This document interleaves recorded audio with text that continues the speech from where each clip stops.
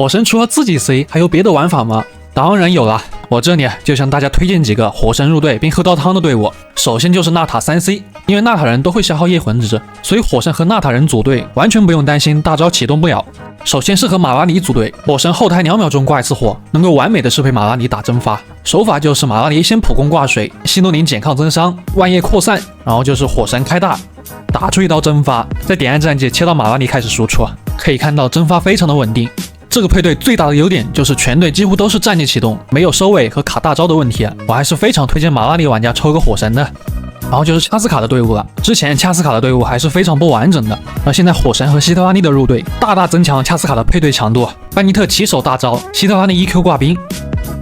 火神一个大招砍出融化，点按战技切到恰斯卡开始输出，恰斯卡吃满了火神的增伤、班尼特的攻击拐以及希特拉尼的减抗，伤害真的比上个版本高了不少。接着就是基尼奇，说实话，火神对基尼奇的提升应该算是纳塔3C 里提升最小的了，因为燃烧这个反应比较特殊，导致火神从第2轮开始触发勇者套增伤非常的不稳定，但伤害提升还是有的，毕竟火神的增伤摆在这里。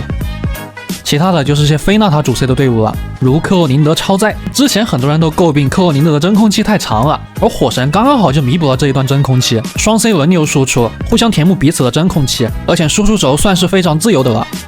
还有纳维亚配对，灵敏火神可以平替灵敏弗丽娜，在双火的加成下，纳维亚的伤害一样很高，而且2个纳塔角色能够应付很多纳塔的环境。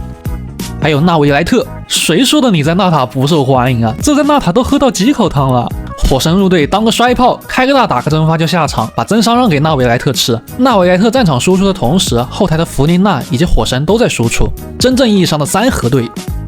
以上就是我给大家推荐的一些火神非主 C 的配对了，只能说强者处处是惊喜吧。那好，我们下期再见。